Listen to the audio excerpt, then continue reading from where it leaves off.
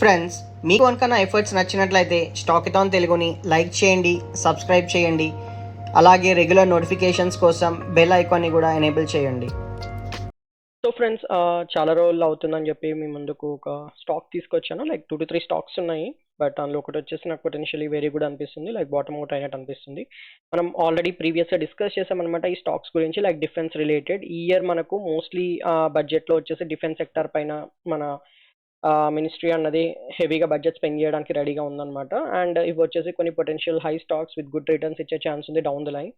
And generally కూడా మీరు ప్రశాంతంగా పడుకోవాలన్నా అండ్ మీరు డిప్లాయ్ చేసే క్యాపిటల్ ఎంతో కొంత రిటర్న్ ఖచ్చితంగా సంపాదించాలనుకుంటే మాత్రము swing tradings, short term investments వీటి త్రూ పాసిబుల్ అండి.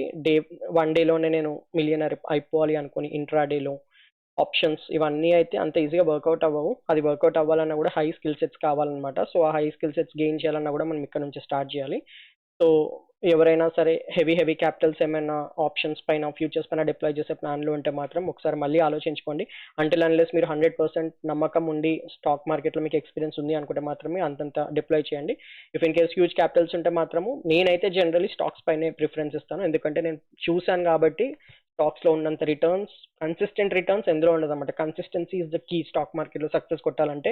నాకు ఈ రోజు 10,000 క్యాపిటల్ నాకు 20,000 అయింది అని కాదు. ఐ హ్యావ్ సీన్ పీపుల్ 15,000 తోటి 2 lakhs వన్ డేలో సంపాదించి, ఐ మీన్ ఒక 4-5 daysలో సంపాదించి ఆ 2 lakhs ప్లస్ ఆ 15,000 క్యాపిటల్ కూడా వన్ డేలో పోగొట్టుకున్న వాళ్ళని కూడా నేను చూశాను అనమాట. సో ఒక్కొక్కసారి ఆప్షన్స్ కూడా లాటరీ లాగా అనుకోని మూవ్స్ అనమాట. నేను నిన్న చెప్పాను కదా, ఎక్స్పెక్ట్ చేయనంత మూవ్ అని. నేనే కదా, చాలా మంది ఎక్స్పెక్ట్ చేసి ఉండరు అంత హ్యూజ్ మూవ్.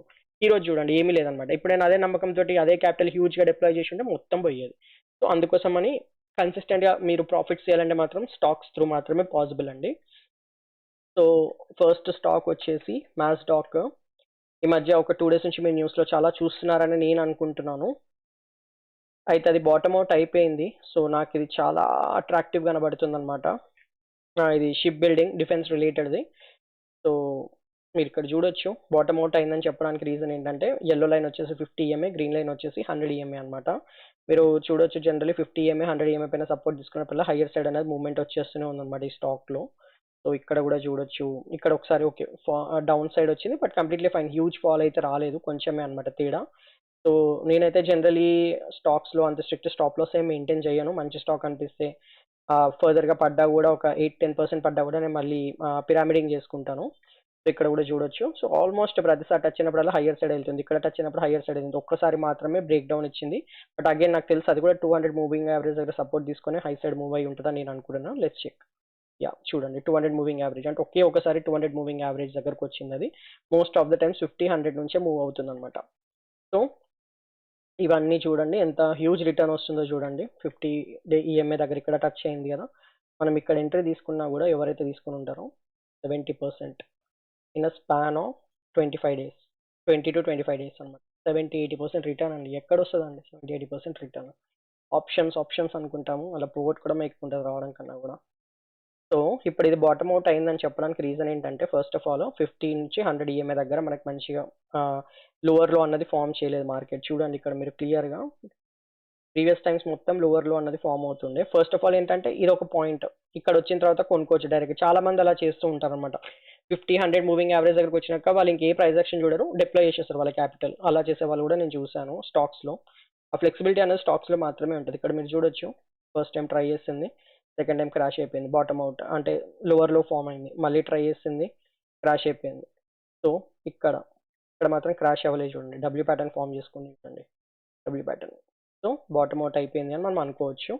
ఫాల్స్ బ్రేక్అవుట్స్ కూడా రావచ్చు, అది సెకండరీ. మార్కెట్ అంటేనే ప్రాబబిలిటీ. బట్ ఎవరైతే జనరలీ ఇంట్రెస్ట్ ఉంటుందో, వాళ్ళకి కన్విక్షన్ ఉంటుందో, వాళ్ళైతే జనరలీ ఎంట్రీస్ అనేది ప్లాన్ చేసుకుంటుంటారు. నేనైతే ఎంట్రీ అనేది ప్లాన్ చేసుకుంటున్నాను ఫ్రెండ్స్. ఆల్రెడీ నేను హెచ్ఏఎల్లో ఎంటర్ అయ్యాను, మాస్డాక్ కూడా చూస్తాను. నా క్యాపిటల్ మొత్తం బ్లాక్ అయిపోయాయి అనమాట డిఫరెంట్ స్టాక్స్ పైన. ఏదైనా ఫ్రీ అవుతే మాత్రం ఇది ఎంట్రీ తీసుకుంటాను. బట్ అగైన్ గుర్తుంచుకోవాల్సింది ఏంటంటే ఇమీడియట్గా ఎంట్రీ అన్నది తీసుకోవద్దు. ఇంకొక సింపుల్ థింగ్ కూడా మీకు చూపిస్తాను బాటమ్ అవుట్ అయిందని చెప్పడానికి రీజన్. ప్రీవియస్ స్వింగ్ ఏదైతే ఉందో, మనకి ప్రీవియస్ స్వింగ్ ఇదనమాట. గ్రీన్ క్యాండిల్ హై మార్క్ చేసుకుందాము. సో దానిపైన మనకి క్లోజర్ అన్నది వచ్చింది చూడండి. ఈ రోజు క్యాండిల్ క్లోజ్ అయింది చూడండి. సో ఇలా ఉంటుంది అనమాట బాటమ్ అవుట్స్ ఇవన్నీ మనము ఫైండ్ అవుట్ చేయడానికి. అండ్ ఆల్సో ఇది వచ్చేసి ఇంకొక ఫైనల్ సపోర్ట్. ఇక్కడ వరకు కూడా నేను ఇక్కడ వరకు వస్తుందేమో అనుకున్నాను 100 EMA. ఇక్కడ వరకు వచ్చి ఇక్కడ ఇంకా సూపర్బ్ కాస్ట్‌లో నాకు దొరికేది. But in the meantime మధ్యలోనే మనకు ఒక సెంట్రల్ నుంచి ఇన్ఫర్మేషన్ వచ్చింది. Like they are planning for some ship related things funds పక్కన పెడుతున్నారు. దానివల్ల సడెన్‌గా ర్యాలీ అనేది స్టార్ట్ అయిపోయిందనమాట. సో, ఇప్పుడు మీరు ఇలా చూసుకున్నా కూడా ఆల్ టైమ్ హై నుంచి 27, 30% పడింది. ఇక్కడి వరకు చూసుకున్నా కూడా 17% గుడ్ రిటర్న్ అనమాట. ఎందుకంటే ఇవన్నీ తొందరనే హై సైడ్ మూవ్ అయ్యే ఛాన్స్ ఉంటది. బట్ స్టిల్ నేనైతే ఇప్పుడు ఇమ్మీడియేట్‌గా ఎంటర్ అవ్వాలి అని ప్లాన్‌లో లేను. ఒక రీట్రేస్‌మెంట్ అన్నది ఫార్మ్ అవ్వాలి. అంటే ఏమవుతుందంటే ఇప్పుడు మనకేమైంది కన్ఫర్మేషన్ వచ్చింది. అంటే బాటమ్ ఔట్ అయిందన్న కన్ఫర్మేషన్ వచ్చింది. 50 అండ్ 100 మూవింగ్ యావరేజ్ నుంచి హై సైడ్ ఎళ్తుంది. అండ్ ఆల్సో ప్రీవియస్ స్వింగ్‌ని బ్రేక్ చేసుకొని హై సైడ్ ఎళ్ళింది. ఇప్పుడు నెక్స్ట్ ఏంటి అది ఎళ్ళిపోనిస్తా నేను. ఏడి వరకు పోతదో పోనిస్తా నేను. అస్సలు మధ్యలో దూకను. లెట్స్ సే ఇక్కడి వరకు పోయిందనుకోండి. దాని తర్వాత మళ్ళీ రీట్రేస్ అవుతది కదా ఎంతో కొంత. ఆ రీట్రేస్ అయిన తర్వాత మళ్ళీ ఒక గ్రీన్ క్యాండిల్ ఫార్మ్ అయితది కదా! అక్కడ నేను ఎంట్రీ అనేది తీసుకొని ఎంత హై వరకు ఎళ్తే అంత హై వరకు నేను ట్రేడ్ అనేది తీసుకుంటాను. అది నా ప్లాన్ ఉంది. అండ్ ఇంకొకలాగా కూడా మనకి ప్లాన్ వచ్చే ఛాన్స్ ఉంది. సో లెట్స్ సే రేపే అనుకుందాం. రేపే మనకు 2 డేస్ నుంచి ఆల్మోస్ట్ ఇది ఎంత మూవ్ అయిందంటే జస్ట్ 2 డేస్ నుంచి 10-11% రిటర్న్ వచ్చేసిందన్నమాట. ఓన్లీ 2 డేస్‌లో 11% రిటర్న్ వచ్చింది. అలాంటప్పుడు అట్‌లీస్ట్ ఒక 4-5% అయినా కరెక్ట్ అయ్యే ఛాన్స్ ఉంటది. రేపే కరెక్ట్ అవుతుంది అనుకుందాం. ఈడి వరకు వస్తే నాకు మళ్ళీ ఇక్కడికి ఈ జోన్‌లో దాకా ఇక్కడ ఎంట్రీ దొరికిందనుకోండి. నేను ఇమ్మీడియేట్‌గా ప్లాన్ చేసేసుకుంటాను. ఏ కన్ఫర్మేషన్ కోసం చూడను. 15 మినిట్స్ క్యాండిల్ హై ఫార్మ్ అయితే నేను ఎంట్రీ అనేది తీసేసుకుంటాను. అప్పుడు నాకు ఇమ్మీడియేట్‌గా జస్ట్ ఈడి వరకు వచ్చినా కూడా నాకు 5% రిటర్న్ వస్తది. ఈడి వరకు వస్తే 10% వస్తది. జనరల్లీ నాకు 10% ఉంటది నాది. బట్ ఎక్స్‌ట్రా వస్తే నేను వద్దని చెప్పను. బట్ నాకైతే 10% కనిపిస్తే నేను ట్రేడ్ అనేది తీసేసుకుంటా. ఇక్కడ నాకు ఆల్మోస్ట్ 20% ఉంది కాబట్టి నేను హ్యాపీగా ఇలా ట్రేడ్ అనేది తీసుకుంటా. అండ్ ఆల్సో ఇది మోస్ట్లీ సక్సెస్ఫుల్ అవుతుందని నాకు నమ్మకం ఉందన్నమాట. ఇలా నేను ప్లాన్ చేసుకుందాం అనుకుంటున్నాను. అండ్ జనరల్ ఏ స్టాక్ అయినా అనాలిసిస్ అని మనం ఇలానే చేసుకుంటాము. ఇది వచ్చేసి మాస్డాక్. ఇంకొకటి కూడా ఉంది షిప్పింగ్ది. కానీ అది కొంచెం అన్సర్టైన్ ఉంది ఫ్రెండ్స్. జస్ట్ మీ ముందు పెడుతున్నాను అనాలిసిస్. సో దట్ మీరు ఫ్యూచర్లో అనాలిసిస్ చేసుకోవచ్చు. ప్రతిసారి నేను ఇమీడియట్గా పెట్టలేను కదా వీడియోస్ అని మీరు ఒకసారి అనాలిసిస్ చేసుకోవచ్చు అనమాట. సో ఫస్ట్ ఆఫ్ ఆల్ ఏంటంటే ఇది 50-100 మూవింగ్ యావరేజ్ ఏదైతే ఉందో ఇది కూడా 50-100 మూవింగ్ యావరేజ్ రెస్పెక్ట్ ఇస్తుంది. అండ్ ఎగ్జాక్ట్లీ 50-100 మూవింగ్ యావరేజ్ దగ్గర ఇప్పుడు మళ్ళీ సపోర్ట్ అంటే రిజెక్ట్ అయింది ఈ రోజు. అట్లీస్ట్ హయ్యర్ సైడ్ క్లోజ్ అయి ఉంటే నాకు కొంచెం కన్ఫర్మేషన్ వచ్చేది. బట్ ఇంకా రిజెక్ట్ అయింది. But again that doesn't mean ఇంకా ఇది ప్రాబ్లం ఉంది అని కాదు. ఇది కూడా డిఫెన్స్ రిలేటెడ్ స్టాకే అనమాట. సో ఫస్ట్ ఆఫ్ ఆల్ నేను ఈ లో అనేది మార్క్ చేసుకుంటా ఈ రెడ్ క్యాండిల్ది. రేపు నేను ఇలానే అనాలిసిస్ చేసుకుంటా ఒకవేళ దీంట్లో ఎంట్రీ తీసుకోవాలనుకున్నా కూడా. సో ఇది లో అనేది మార్క్ చేసుకుంటా. సో ఇక్కడ నుంచి మనకి రిజెక్షన్ వచ్చింది. మళ్ళీ దీని ఫర్దర్గా బ్రేక్ డౌన్ అయితే మాత్రం ఐ లీవ్ ఇట్. నేను ఎంట్రీ అనేది తీసుకోను. బట్ స్టిల్ మన కింద ఇది మొత్తం ఏదైతే ఉందో మొత్తం సపోర్ట్ జోనే. బట్ నాకు స్టిల్ ఒకవేళ ఇక్కడ నుంచి ఇక్కడికి పడ్డా కూడా నాకు 10% లాస్ ఉంటుంది అనమాట. ఆల్మోస్ట్ చూడండి 11%, 12% జోన్ అనమాట ఇది. సో నేను ఎంత హ్యూజ్ నేను రిస్క్ తీసుకోవాల్సిన అవసరం నాకు లేదు. But I can manage. ఎందుకంటే నేను అమ్మను లాస్ వచ్చినా కూడా ఉంచుకుంటాను. బట్ ఎందుకు నేను అంత లాస్ కూడా తీసుకోవాలి. సో అందుకోసమని ఒకవేళ కనుక ఈ ఎల్లో లైన్ బ్రేక్ డౌన్ అయింది అనుకోండి. అంటే ఈ క్యాండిల్ డౌన్ 2 సెప్టెంబర్ లో కనుక బ్రేక్ డౌన్ అయి ఫర్దర్ కిందికి వస్తే వెళ్ళనిస్తాను. మళ్ళీ నాకు ఎక్కడైనా ప్రైస్ యాక్షన్ క్రియేట్ అవుతే నేను మళ్ళీ ఎంట్రీ అనేది ప్లాన్ చేసుకుంటాను. అండ్ దీని 200 ఈఎంఐ ఎక్కడ ఉందో చెక్ చేసుకుందాం. సో 200 ఈఎంఐ ఆల్మోస్ట్ ఈ జోన్ కింద ఉందన్నమాట. సో చెప్పలేము ఇక్కడ వరకు కూడా రావచ్చు రాకపోవచ్చు. అది కంప్లీట్లీ డిపెండ్స్. ప్రస్తుతానికైతే మాస్డాక్ లో కన్ఫర్మేషన్ వచ్చింది. బట్ ఇందులో ఇంకా కన్ఫర్మేషన్ రాలేదు. ఇందులో ఎగ్జాక్ట్ కన్ఫర్మేషన్ ఎప్పుడు వస్తుంది అంటే ఈ క్యాండిల్ బ్రేక్అవుట్ పైన వస్తుంది అనమాట. అంటే ఈ రోజు క్యాండిల్ ఏది ఉందో అది బ్రేక్అవుట్ ఇచ్చిన వెంటనే మనకు కన్ఫర్మేషన్ అన్నది వస్తుంది. సో ప్రీవియస్ స్వింగ్ వచ్చేసి ఇది అనమాట. ఇది ప్రీవియస్ స్వింగ్ అవుతుంది. ప్రీవియస్ స్వింగ్ హై అవుతుంది అనమాట ఇది. సో రిమూవ్ చేసేస్తాను ఇది. ఎప్పుడైతే ఈ క్యాండిల్ని బ్రేక్అవుట్ ఇస్తుందో ఇమీడియట్గా నేను ఎంట్రీ అనేది ప్లాన్ చేసేసుకుంటాను. ఇమీడియట్గా అయినా రీటెస్ట్లో అయినా ఎక్కడైనా నేను ప్లాన్ చేసేసుకుంటాను ఫ్రెండ్స్. ఇది వచ్చేసి ఇంకొక స్టాక్ అనమాట. అండ్ ఇది కూడా చాలా మంచి రిటర్న్ అన్నది కనిపిస్తుంది. హై నుంచి చూసుకుంటే ఆల్మోస్ట్ 35% ఫాల్ అన్నది ఉందన్నమాట ఇక్కడ. సో ఇది కూడా ఒక మంచి పొటెన్షియల్ స్టాక్ అని నేను అనుకుంటున్నాను. నా అనాలిసిస్ మాత్రమే ఇది. మీరు ఒకసారి చెక్ చేసుకోండి. అండ్ బీడిఎల్ కూడా బీడిఎల్ కూడా చాలా బాగుంది. I will show you. But ఇంకా కన్ఫర్మేషన్ రాలేదు. చూడండి 50-100 మూవింగ్ యావరేజ్ దగ్గరే అనమాట. ఇది కూడా సేమ్ బిహేవియర్. గుడ్ థింగ్ ఏంటంటే ఈ డిఫెన్స్ స్టాక్స్ అన్నిటివి కూడా అదే ఉందన్నమాట. Most of the times behaviour 50-100 moving average పైన మంచిగా సపోర్ట్ తీసుకొని మూవ్ అవుతుంది. అంటే ట్రెండింగ్ స్టాక్స్ అనమాట ఇవన్నీ. సో మీరు ఇక్కడ చూడొచ్చు flag and pole pattern idea ఉంది కదా మీకు. సో ఇది ఎప్పటిది ఇది 12th ఆగస్ట్ ఒక హ్యూజ్ క్యాండిల్ చేసింది. ఆ హ్యూజ్ క్యాండిల్ 50% పైన సైడ్ మనకు ట్రేడ్ అనేది చేస్తుంది అనమాట. ఇక్కడ చూడొచ్చు మీరు ఫిబొనాచి డ్రా చేస్తున్నాను. సో హై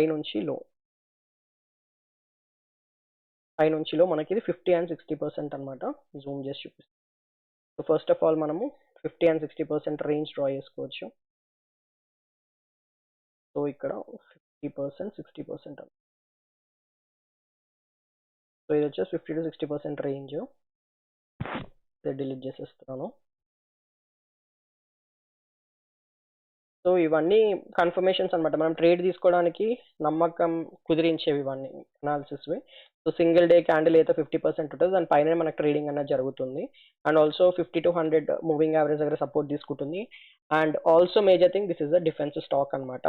సో మనకి క్లియర్ కట్గా ఎప్పుడు మనకి ఎంట్రీ ట్రిగర్ అవుతుంది అంటే, ఇది నేనైతే నా వాచ్ లిస్ట్లో పెట్టుకుంటున్నాను. ఎప్పుడైతే ఇది బ్రేక్అవుట్ ఇస్తుందో 1360 లెవెల్స్ బ్రేక్అవుట్ ఇస్తుందో ఎగ్జాక్ట్గా అప్పుడు మనకి ఇది ట్రిగర్ అవుతుంది ఫ్రెండ్స్, ఎంట్రీ అన్నది.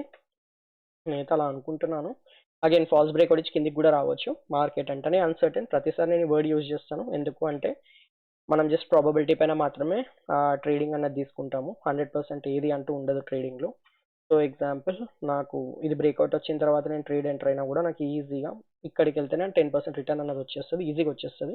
అండ్ ఆల్ టైమ్ హై నుంచి చూసినైతే ఇది కూడా ఆల్మోస్ట్ లైక్ 30% రిటర్న్ అన్నది ఉంది. సో ఇలా అనమాట, ఇది ఒకటి. So total 3 stocks. అండ్ ఇంకొకటి కూడా నాకు ఉంది, బట్ అది నేను కన్ఫర్మేషన్ అయితే చెప్పలేను. It's non defence stock. All time high రీసెంట్గా బ్రేక్ చేసింది అనమాట. ఇంకా బ్రేక్ అవ్వలేదు, ఆల్మోస్ట్ అవ్వబోతుంది. తొందరపడి మాత్రం ట్రేడ్ తీసుకుంటేనైతే మునిగిపోయే ఛాన్సెస్ కూడా ఎక్కువ ఉంటాయి అనమాట.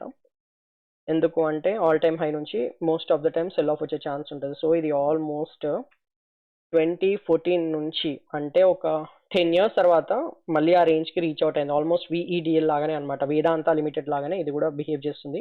ఒక మంచి రౌండింగ్ బాటమ్ అనేది క్రియేట్ అయింది. దాని ఇంకా హ్యాండిల్ అయితే ఫామ్ అవ్వలేదు. సో అది జనరల్గా దాన్ని మనం అంతా పక్కన పెట్టినా కూడా ఇది ట్రేడ్కి నేను ఎప్పుడు ప్లాన్ చేసుకుంటా అంటే అట్లీస్ట్ 290 285 పైన, అంటే ఇది ఏదైతే విక్ ఉందో, ప్రీవియస్ మంత్ విక్ ఉందో అది మార్క్ చేసుకోవచ్చు. అది మార్క్ చేసుకొని దీనిపైన మనకు ట్రేడ్ అవ్వడం స్టార్ట్ చేస్తుంది కదా, at least 1 day candles. I'm not expecting monthly candle. మనం మంత్లీ క్యాండిల్ పైన ట్రేడ్ అనేది తీసుకోము, జస్ట్ అనాలిసిస్, ఇలాంటి పెద్ద పెద్ద వాటి అనాలిసిస్ మాత్రమే మనం చేసుకుంటాం అనమాట.